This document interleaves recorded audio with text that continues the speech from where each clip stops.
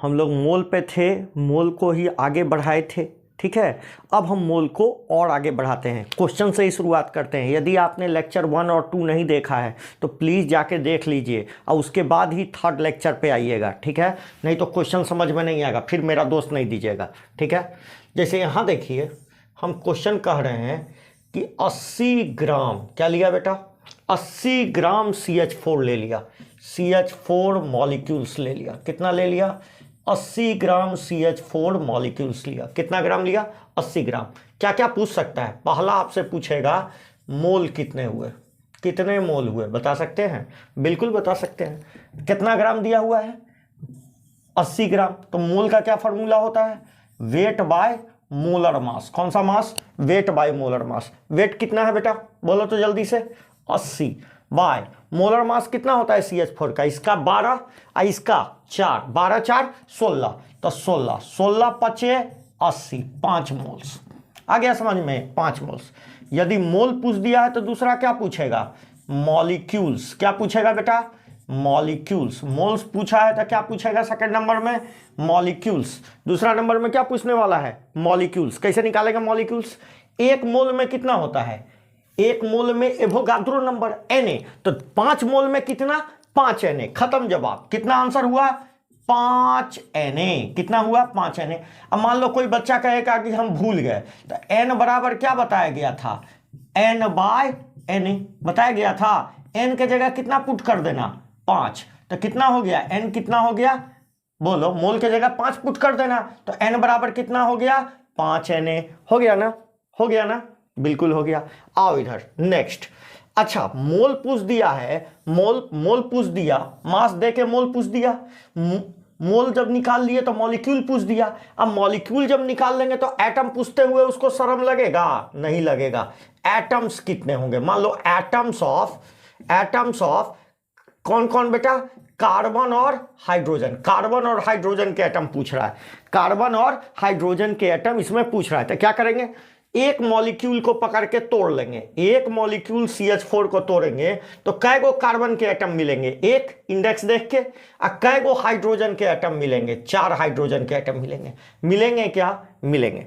मेरे पास कितने एक मॉलिक्यूल को तोड़ा, देखो कैसे पढ़ते हैं। एक मॉलिक्यूल को तोड़ा तो एक कार्बन का एटम मिला, एक मॉलिक्यूल को तोड़ा तो 4 हाइड्रोजन के एटम मिले। फिर से सुनो, ये एक मॉलिक्यूल है, मॉलिक्यूल को तोड़ोगे तो क्या मिलेगा? एटम। एक कार्बन का एटम और 4 हाइड्रोजन के एटम। मेरे पास कितने मॉलिक्यूल थे? जी हां भाई साहब, 5 Na मॉलिक्यूल थे। कितने Na थे? 5 Na मॉलिक्यूल थे। 5 Na मॉलिक्यूल थे। तो एक मॉलिक्यूल को तोड़ रहे थे तो एक एटम मिल रहा था कार्बन का। 5 Na को तोड़ेंगे तो 5 Na एटम मिलेगा। मिलेगा क्या? एक मॉलिक्यूल को तोड़ रहे थे तो 4 एटम मिल रहा था, तो 5 Na को तोड़ेंगे तो जाहिर सी बात है कितना मिलेगा? 20 Na मिलेगा। मिलेगा क्या? 4 पचे 20। और टोटल एटम पूछेगा तो दोनों को जोड़ देंगे। कितना हो गया? 25 Na। मिलेगा क्या? मिलेगा क्या? एकदम मिलेगा। अच्छा, इसके बाद क्या पूछ सकता है वो? इसके बाद उससे आपसे चौथा नंबर में पूछ सकता है इलेक्ट्रॉन, प्रोटॉन और न्यूट्रॉन। तो ये अगले पेज में करते हैं, अगले स्लाइड में करते हैं। देखिए, इलेक्ट्रॉन, प्रोटॉन, न्यूट्रॉन पूछेगा तो कैसे निकालिएगा? बताइए बताइए। मॉलिक्यूल को तोड़े तो क्या मिला? मॉलिक्यूल को तोड़े बेटा तो एटम मिला, और एटम को तोड़ेंगे तो क्या मिलेगा? एटम के अंदर क्या पड़ा होता है? इलेक्ट्रॉन, प्रोटॉन और न्यूट्रॉन। तो देखो, ये रहा मॉलिक्यूल, मॉलिक्यूल को तोड़े तो क्या मिला? एटम। कै गो कार्बन का एटम? एक कार्बन का एटम। कै हाइड्रोजन का एटम? 4 हाइड्रोजन का एटम। मिला क्या? कार्बन का एटॉमिक नंबर क्या होता है? 6। Mass number 12। इसका 1 1। तो बता, इसमें टोटल प्रोटॉन कितने हुए बेटा? प्रोटॉन कितने हुए? 6 इसमें, 4 इसमें, तो टोटल कितने हो गए? 10। यदि मॉलिक्यूल न्यूट्रल है, इसमें कोई चार्ज है क्या? नहीं, तो प्रोटॉन और इलेक्ट्रॉन की संख्या क्या आती है बेटा? बराबर आती है। तो ये भी कितना आने वाला है? 10। इलेक्ट्रॉन भी कितना आने वाला है? 10। और न्यूट्रॉन कितना आएगा? कोई बताएगा? न्यूट्रॉन कितना आएगा? न्यूट्रॉन कितना आएगा? ऊपर से नीचे घटा के बताते हैं, तो 6 आएगा। आएगा क्या? अब देखो, मेरे पास कितने मॉलिक्यूल थे? 5 Na थे क्या? एक मॉलिक्यूल के अंदर कितने प्रोटॉन थे? 10। एक मॉलिक्यूल के अंदर कितने प्रोटॉन थे? 10। तो 5 Na के अंदर कितने हो जाएंगे? क्या 50 Na नहीं हो जाएंगे? बताओ, 50 Na प्रोटॉन होंगे। एक मॉलिक्यूल के अंदर 10 प्रोटॉन पड़े थे, मेरे पास कितने मॉलिक्यूल पड़े थे? 50 Na, 5 Na, तो टोटल कितने हो गए प्रोटॉन इसमें? 50 Na। इलेक्ट्रॉन भी कितने हो जाने वाले हैं? बताओ, 50 Na हो जाने वाले हैं। और न्यूट्रॉन कितने हो जाने हैं? 6 पचे 30, मतलब 30 Na हो जाने वाले हैं। हो जाएगा क्या? हो जाएगा क्या? ये सब सवाल एकदम लल्लू सवाल है बेटे। कैसे सवाल है? लल्लू लल्लू सवाल। इन सभी को हम लल्लू सवाल के कैटेगरी में रखते हैं, एकदम लल्लू सवाल के कैटेगरी में, ठीक है। दिलखुश क्वेश्चन है ये सब, हल्का हल्का क्वेश्चन है जो पूछा जाता है। और देखिए, जैसे देखिए हम आपसे क्वेश्चन पूछते हैं, देखिए देखते हैं कौन लड़का 1 सेकंड में आंसर देता है, ठीक है। देखिए क्या क्वेश्चन है, पहला क्वेश्चन, यही अगला क्वेश्चन पूछते हैं। देखिए कितना आसान क्वेश्चन पूछेगा। जो क्वेश्चन आता है, हमने तो सब चीज करा दिया। देखिए आपके बुक्स में कैसे क्वेश्चन होते हैं, आपके बुक्स में जो बुक्स वगैरह दिया रहता है उसमें कैसा क्वेश्चन रहता है। उसमें क्वेश्चन रहेगा बेटा कि 1.6 ग्राम मीथेन ले लिया गया, मीथेन का सैंपल लिया गया। कितना लिया गया? 1.6 ग्राम मीथेन सैंपल लिया गया, सैंपल लिया गया। इसमें पूछता है कि फाइंड नंबर ऑफ इलेक्ट्रॉन्स। क्या पूछ रहा है? Find number of electrons. इसमें टोटल इलेक्ट्रॉन्स कितने होंगे, यह सवाल है। क्या ये सवाल भारी है? हल्का है। मास दिया है तो क्या निकालेंगे? अप्रोच सुनो, मास दिया है तो क्या निकालेंगे? मोल निकाल लिए तो मॉलिक्यूल निकाल लेंगे। मॉलिक्यूल को तोड़ेंगे तो क्या मिलेगा? एटम। और एटम के अंदर झांक देंगे तो क्या दिखेगा? इलेक्ट्रॉन। खत्म सवाल। तो मास दिया है तो मोल निकाल। कैसे निकालेगा मोल? बता। Wait by molar mass, weight by molar मास। कितना वेट है? 1.6। कितना है मोलर मास? 16। कितना हो गया? 0.1 मोल आ गया, 0.1 मोल आ गया। तो मॉलिक्यूल्स कितने आए जल्दी बता। मॉलिक्यूल्स कितने आए? 1 मोल में Na, तो 0.1 मोल में 0.1 Na। क्या सही है? क्या सही है? भूल गए तो अभी बताए थे, n बराबर n बाय Na। हमेशा ये भी याद रखेंगे, ठीक है। यहां कितना रखे? 0.1, तो ये नहीं निकल जाएगा बेटा? बिल्कुल निकल जाएगा। अब मेरी बात सुन, मॉलिक्यूल मिल चुका है ना, अब मॉलिक्यूल को धर के तोड़ दे। मॉलिक्यूल को तोड़ेगा तो क्या मिलेगा बेटा? एटम। 1 कार्बन का एटम और 4 हाइड्रोजन के एटम। बता इसमें टोटल इलेक्ट्रॉन कितने हुए? इलेक्ट्रॉन बताने हैं, इलेक्ट्रॉन। तो इसमें कितने इलेक्ट्रॉन हुए? 6। और इसमें कितने इलेक्ट्रॉन हुए? कैसे समझ में आ रहा है ना? 6 इलेक्ट्रॉन इसमें और 4 इलेक्ट्रॉन इसमें, तो टोटल इलेक्ट्रॉन कितने हो गए? 10। मेरे पास कितने मॉलिक्यूल थे? 0.1 Na था क्या? तो एक मॉलिक्यूल के अंदर में कितने इलेक्ट्रॉन थे? 10। तो 0.1 Na के अंदर में कितने हो जाएंगे? बता दे। 10 इंटू 0.1 Na। क्या ये कट गया? कितना आ गया आंसर? Na। अब बता, ये सवाल भारी है क्या? हमने तो आपको सब चीज कैलकुलेट करा दिया भाई। आपके बुक्स में एक वो चीज पूछता है, आपके बुक्स में एक चीज पूछता है, हमने सब चीज कैलकुलेट करा दिया। बताओ भारी है क्या? बिल्कुल हल्का है। और क्वेश्चन देखो, मजेदार क्वेश्चन देखो।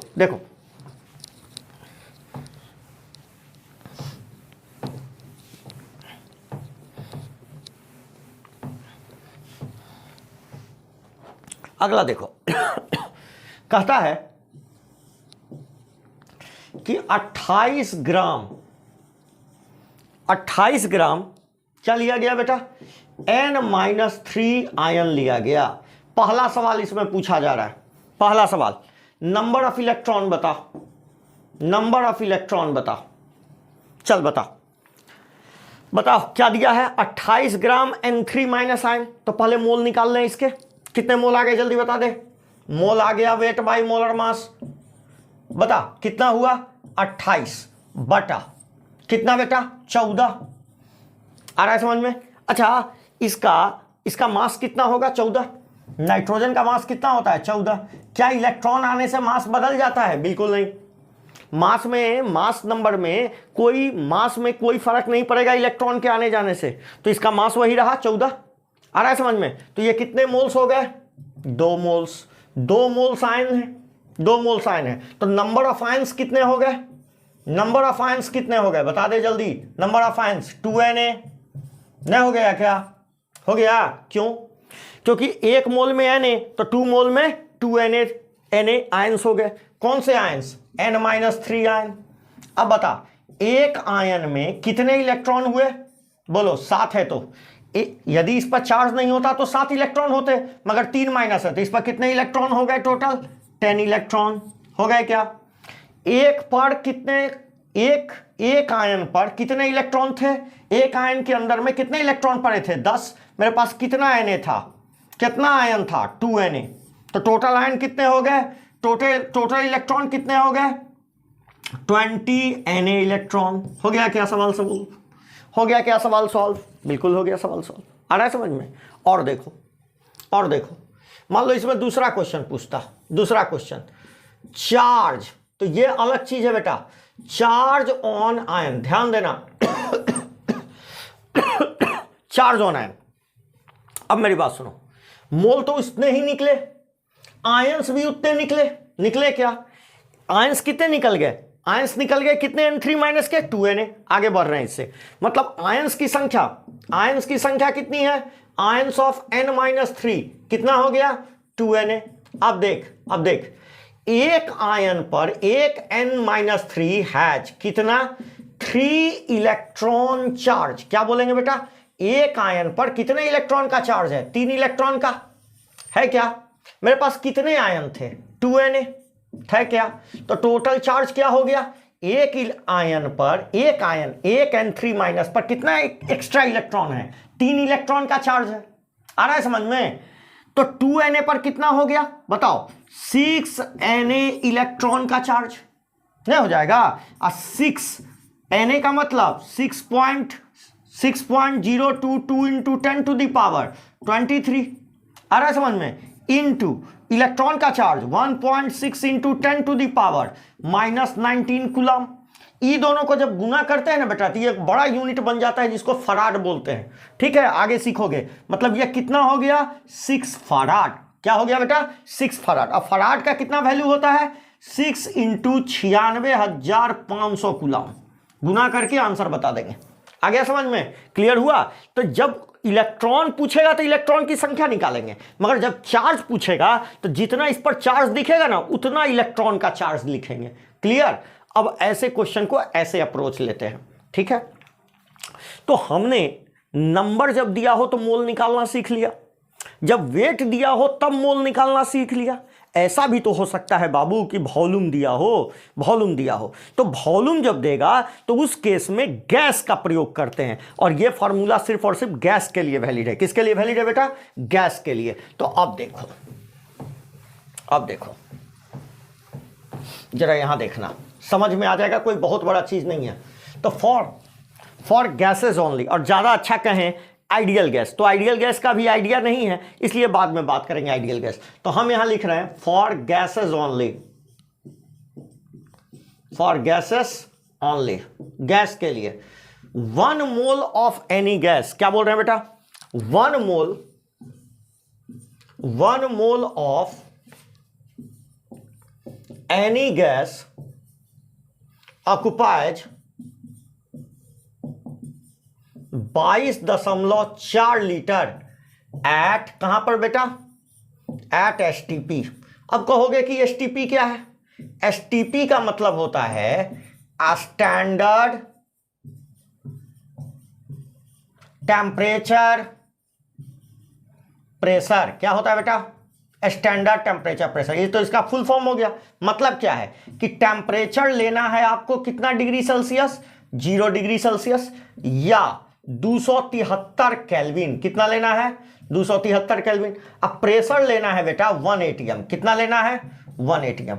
यदि इतना प्रेशर, इतना दबाव और इतना तापमान मेंटेन रखें तो 1 मोल कोई भी गैस का, खासकर आइडियल गैस का, 1 मोल आइडियल गैस का कितना लीटर रखता है बेटा? 22.4 लीटर एट एसटीपी। मतलब 1 मोल कोई भी गैस को रखने के लिए हमको कितना बड़ा बक्सा लेना पड़ेगा? 22.4 लीटर का। तो 2 मोल को रखने के लिए 44.8 का, 3 मोल को रखने के लिए 67.2 लीटर का लेना पड़ेगा। अच्छा, यदि 11.2 का ले लिए तो आधा मोल अटेगा ना, आधा मोल अटेगा। मतलब 22.4 जहां देखेंगे मतलब उसको किससे रिप्लेस कर सकते हैं, 1 मोल से। तो 44.8 का मतलब कितना हो गया, 2 मोल। समझ में आ रहा है? मतलब 22.4 1 मोल गैस अटेगा, कोई भी गैसियस मोल्स। ठीक है, अब मेरी बात समझो। इसका मतलब यदि हम तुमको 67.2 लीटर दे दिए और पूछे कितना मोल अटेगा, तो क्या करोगे? 67.2 में 22.4 से भाग दे दोगे, कितना मोल अटेगा बता दो? 3 मोल अटेगा। आ रहा है समझ में? यदि हम तुमको 5.6 लीटर दे दिए और पूछे कि बता रे बाबू कितना मोल गैस अटेगा, तो क्या करोगे? 5.6 में 22.4 से भाग दोगे, कितना आ जाएगा? 1/4 आ जाएगा ना, मतलब 1/4 मोल अटेगा। अटेगा ना? कैसे निकाल रहे हैं? तो मोल के लिए मोल का तीसरा फार्मूला दे रहे हैं, थर्ड फार्मूला। क्या दे रहे हैं? Third formula. मगर यह फार्मूला सिर्फ और सिर्फ किसके लिए बाबू? गैस के लिए। ये नहीं कि हर जगह उठा के लगा देना। Mole equal to volume in litre divided by 22.4। अच्छा, कभी कभी मोल दे देगा और वॉल्यूम पूछेगा, तो उस केस में क्या लिखना? वॉल्यूम इन लीटर कैसे निकाल लेना? मोल इंटू 22.4 करके। क्लियर है? मोल इंटू 22.4 करके क्या निकाल लेंगे? वॉल्यूम इन लीटर, कितना वॉल्यूम में अटेगा। क्लियर है? क्लियर है? आगे आओ। बहुत इंपॉर्टेंट बात बोल रहे हैं, ध्यान से सुनते चलो। यहां देखो, अब देखो इधर। जैसे क्वेश्चन मान लो हमारे पास है, जैसे हल्का ही क्वेश्चन लेते हैं, हम कहते हैं क्वेश्चन कि 67.2 लीटर ऑफ ओजोन गैस है। ओजोन गैस, बताओ मोल कितने? पहला सवाल, मोल कितने? बोल जल्दी। मोल का क्या फार्मूला लिखें? क्या ओजोन गैस है? बिल्कुल गैस है, ओजोन गैस है। तो मोल का फार्मूला क्या लिखेंगे? Mole equal to volume in litre divided by 22.4। तो mole equal to volume in litre कितना हो गया? 67.2 डिवाइडेड बाय 22.4, कट के कितना मोल आ गया? 3 मोल। कितना मोल? 3 मोल। याद रखना। मगर ये किसके मोल आए? ओजोन के। किसके मोल आए? तो बता दे बेटा, मॉलिक्यूल्स कितने आएंगे? दूसरा सवाल यही पूछ सकता था, मॉलिक्यूल्स कितने आएंगे। मोल पूछ दिया तो मॉलिक्यूल पूछते पूछते देर लगेगा? बिल्कुल नहीं। कितना आ जाएगा? बोलो 3Na। क्या सही है? भूल गए तो कौन सा फार्मूला? वही वाला, पहला वाला, N/Na वाला। लगेगा ना? यहां 3 बैठा देंगे और ये निकाल लेंगे, लगेगा ना? अच्छा, तीसरा मास भी पूछ सकता था, मास ऑफ सैंपल। कैसे निकालते मास ऑफ सैंपल? कौन बताएगा? आए, 1 मोल का मास मोलर मास, 1 मोल का मास मोलर मास, तो 3 मोल का मास 3 गुना मोलर मास। अरे तो 16 तिया 48, इसका मोलर मास कितना होगा बता? मोलर मास ऑफ ओजोन कितना हो जाएगा? 48 ग्राम। तो 1 मोल का मास 48 ग्राम है, तो 3 मोल का मास बोल दो, मास कितना हो जाएगा? 48 गुना 3 ग्राम। अब भूल गए तो कैसे? बोलो दूसरा वाला फार्मूला, N बराबर wait by molar mass. N बराबर wait by molar mass. Molar mass के जगह क्या रखने वाले हैं? बोलो 48। अब मोल के जगह क्या रखने वाले हैं? 3 नहीं रखने वाले हैं, तो कितना हो गया? 48 गुना 3 ग्राम। आ गया समझ में? ये सब हल्लू सवाल है भाई, ये सब हल्लू सवाल है। ठीक है, अब देखो जरा यहां देखो। तीसरा चौथा सवाल मेरे पास है कि मॉलिक्यूल्स, मोल पूछ दिया, मॉलिक्यूल पूछ दिया, मास, मगर ये सब किसके आ रहे हैं? ओजोन के, O3 के। क्या इसमें ऑक्सीजन एटम की संख्या पूछ सकता था? बिल्कुल पूछ सकता था, 1 सेकंड नहीं लगेगा। बोलेगा कि एटम ऑफ ऑक्सीजन बताओ, एटम ऑफ O बताओ, कितने ऑक्सीजन के एटम मिलेंगे? अरे आ रहा है, तो 1 मॉलिक्यूल ओजोन को तोड़ेंगे तो बताओ कै गो एटम मिलेगा? 3 गो ऑक्सीजन का एटम। 1 मॉलिक्यूल को तोड़ेंगे तो 3 एटम मिलेगा। 1 मॉलिक्यूल को तोड़ेंगे तो 3 एटम मिलेगा ऑक्सीजन के। मेरे पास कितने मॉलिक्यूल थे भाई साहब? 3Na थे, तो कितने एटम मिल जाएंगे? 9Na। कितने मिल जाएंगे? 9Na। कैसे? 1 मॉलिक्यूल को तोड़े तो 3 एटम, तो 3Na को तोड़ेंगे तो कितना हो जाएगा? 9Na हो जाएगा। अच्छा बताओ, 5वां सवाल। कोई भी सवाल पूछा जा सकता है भाई साहब, हमको नहीं पता कौन सा सवाल पूछेगा, ठीक है, इसलिए थोड़ा फोकस करके। 5वां सवाल, कौन सा सवाल? 5वां। क्या पूछने वाला है? इलेक्ट्रॉन, प्रोटॉन और न्यूट्रॉन। बिल्कुल, कोई भी एक सवाल दाग देगा आपसे। मॉलिक्यूल को तोड़ेंगे तो क्या मिलेगा? एटम। मिलेगा 3 ऑक्सीजन के एटम। और इसके अंदर क्या पड़ा होता है, इलेक्ट्रॉन, प्रोटॉन और न्यूट्रॉन पड़ा होता है। बोलिए प्रोटॉन कितने हो गए, ये 8 ये 16, बोलिए 1 में 8 तो 3 में 8 तिहाई 24 प्रोटॉन। इलेक्ट्रॉन भी कितने हो गए, 24 हो गए क्या। और न्यूट्रॉन भी ऊपर से नीचे घटाएंगे तो 8 आएगा, 8 तिहाई 24। मेरे पास कितने मॉलिक्यूल थे, 3Na। एक मॉलिक्यूल के अंदर 24 प्रोटॉन थे तो 3Na के अंदर 24 गुना 3Na।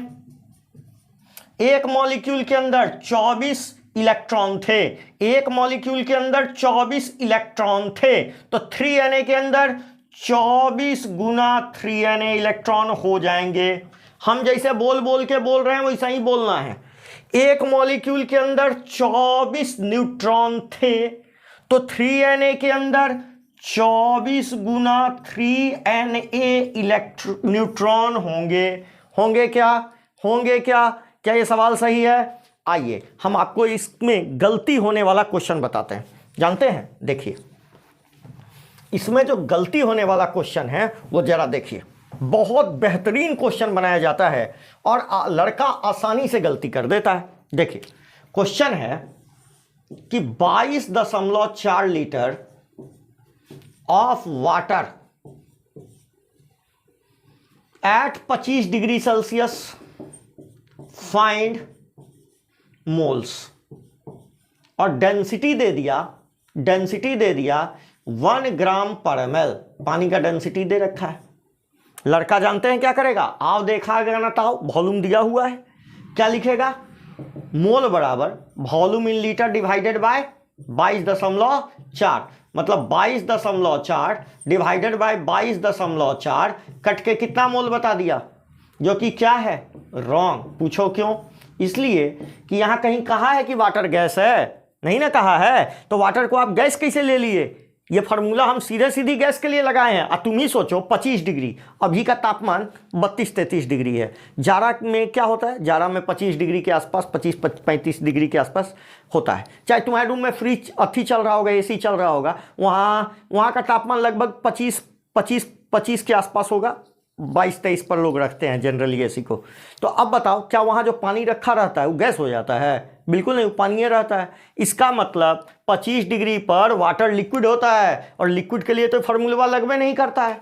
अब दूसरा ट्रिक देखो, डेंसिटी दे रखा है, डेंसिटी दे रखा है, तब कैसे बनाएंगे, इसका राइट मेथड क्या है।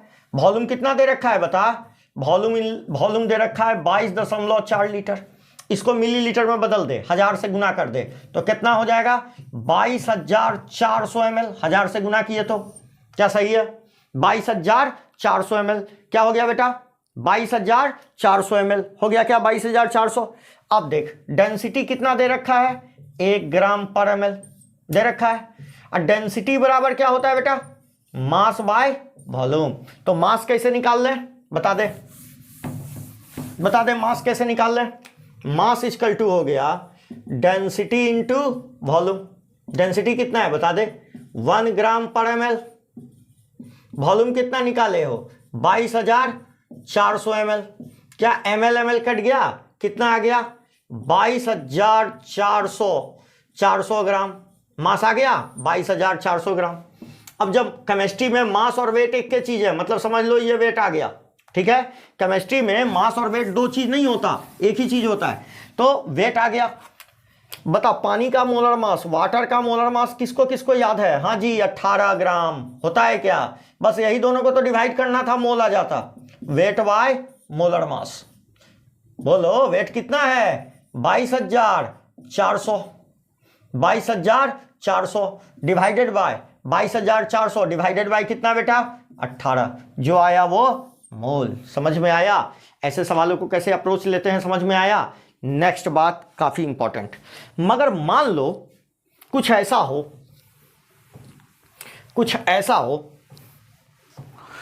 हो कि हमको ये दिया रहे, बेटा ध्यान से सुनना, ऐसे कह दे कि क्वेश्चन कह दे कि 22.4 लीटर वाटर वेपर, क्या कह रहा है बेटा, 22.4 लीटर वाटर वेपर। अब बोलिए दिया वाटर वेपर, ठीक है, 22.4 litre water vapour find moles, find moles. अब इसमें कोई शक शुबा है क्या? नहीं, यहां डायरेक्ट क्वेश्चन लगा देंगे क्योंकि वो गैस ही है। तो volume in litre divided bye क्या लिखेंगे बेटा? 22.4, मतलब 22.4 डिवाइडेड बाय 22.4 कट के कितना मोल आ गया? 1 मोल। तो यदि बोल दिया तब तो कोई दिक्कत नहीं है, नहीं बोला तो हम पानी मानेंगे, लिक्विड मानेंगे, ना कि गैस। आ गया समझ में?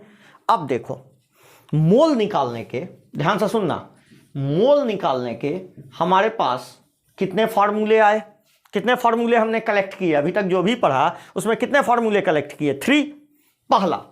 पहला फार्मूला मोल निकालने का 3 फार्मूला आया। पहला, जब कोई चीज काउंट करके दे तो क्या लिखोगे बेटा? n/Na। Na क्या है सबको पता है, वोगाद्रो नंबर, वही मोल वाला संख्या 6.022 इंटू 10⁻23।